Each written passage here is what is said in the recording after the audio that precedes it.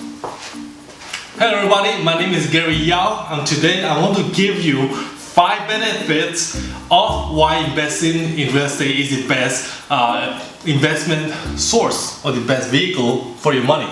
So let's say for example that you want to decide which is the best venue or the best vehicle for you to accumulate wealth so that you can actually have in your later years when you're no longer working. Well, let me show you why real estate is better. Rule 1 is appreciation.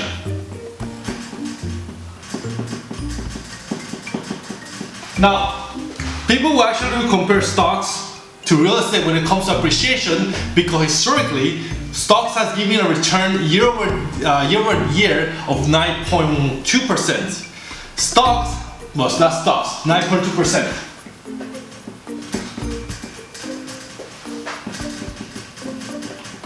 And real estate has given an increase year over year of 4.2%. So people will say, well, in appreciation, stocks wins. However, that's the only thing that you can find that stocks will beat real estate. And remember, we still have 4 more benefits. So let's continue. The second one is principal pay down. Principal reductions. What does that mean? Well, in real estate, you can actually get amortize your payment in 30 years. So you buy property, you have 30 to 15 years, depending on which one you decide, in order to pay it back to the bank. So knowing this monthly mortgage, you can actually decide, let's say you're renting it out, you actually can get a tenant to rent it out, you can actually collect the rent every month, take that money and give it to the bank.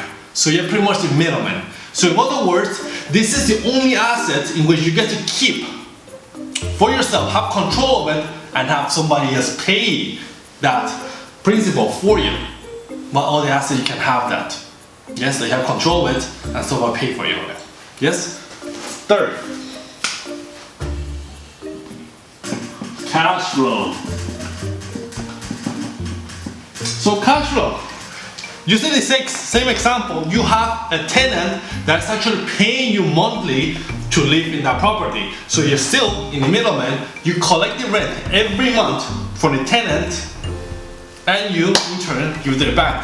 Whatever excess of money that comes from the rent, you get to keep, and that's your cash flow. And keep in mind that as year progresses, as time goes by, you can actually increase your rent.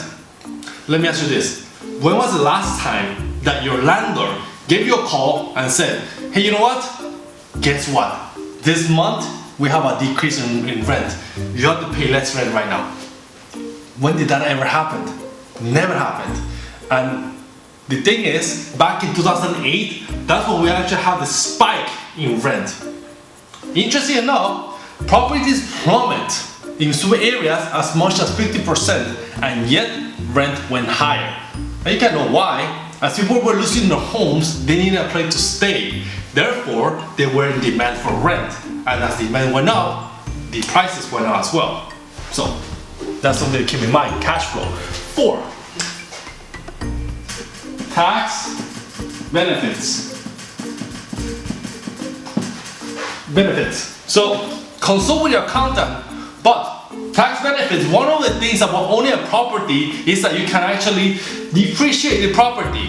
The walls will get older, the roof will get older, the cabinet will get older, so you can get to depreciate that. In fact, you can do this for 27 years and a half, 27.5 years, you can depreciate this property.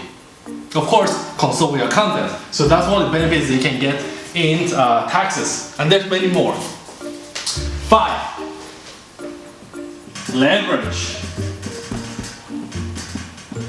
You see, traditionally, with a property, you can actually, as long as you have 20% of the value of that property, you can get a loan on the remaining 80%. So with 20% down, you can have control of 100% of the property. And nowadays, it's not uncommon to see financing with as low as 2.5% down. So let's say, for example, a $500,000 property at 3.5%, all you need is $17,500. And that is enough for you to own a $500,000 property for as little as what costs you a Honda Civic. You can actually have a property. How cool is that? But let's put this in real numbers, real life numbers, okay? Let's say, for example, that you want to buy a property and you have $65,000, right? So capital, initial capital, right? So initial capital of $65,000. Yes? And you put that $65,000, let's say, in stocks. And you have $65,000 in a property, right? A rental property. So $65,000. Okay? So value, I'm not sure you can see it. Value at $65,000, you can buy $65,000 worth of stocks. However, in a rental, you can buy a property, let's say 10% down, $650,000 property. That's a lot of work. So here, you're with 10x. So let's use a red marker here, okay? So right here, we have leverage. Leverage, 10x. Got it? Cool. Got it. So let's talk about growth rate. We mentioned that growth rate is about 9.1% minus taxes and everything. Well, let's say it's 5%. Okay? Of growth rate. The growth rate for real estate, 4%. Okay? 4%. Here in California, especially in Southern California, I say OC is about 9%. In some areas, 10%. So let's use a 4% anyways. So growth rate of that. So how much does this translate? Money growth. Okay? So at 5%, this will give you 3,250. Yes? At 5% of 650, that will give you $26,000. With me so far. Okay? This is the precision. Oh, this is appreciation growth. It's growth rate. Appreciation. Wait a second. This appreciation. Growth. Appreciation. So this is appreciation, and this is the red marker here. Appreciation. Got it? Okay, so this is appreciation rate. Now, principal payoff.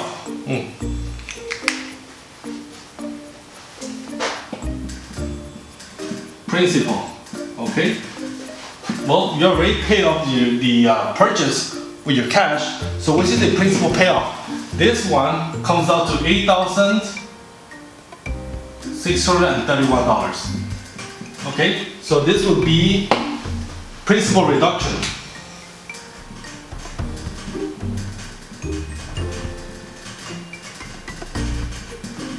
Principal reduction, $8,631. Next, well, since next is rental income.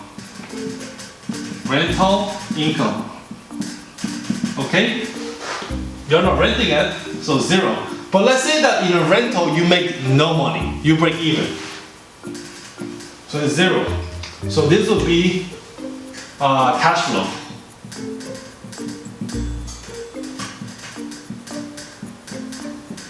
Okay, this is cash flow. For rental income, we're making no money, and this is just, it's a wash. So next is taxes, right? Depreciation. Well, you cannot depreciate your stocks, so it's zero. You can get to, let's say, depreciate a minimum of $10,000 on the value of the $650,000 worth of home, right? This is tax benefit. Tax benefits. What do you mean so far? So with all this, let's see what is the return. Return after first year. Okay? So return after first year is you get $3,250, right? Which is the 5% increase. For this one, you have to add the $26,000 of appreciation, $8,000, $631 for the principal payoff, and $10,000 of depreciation. You have a whopping $44,631. Okay, so this translates into 5%. This one translates into 26%.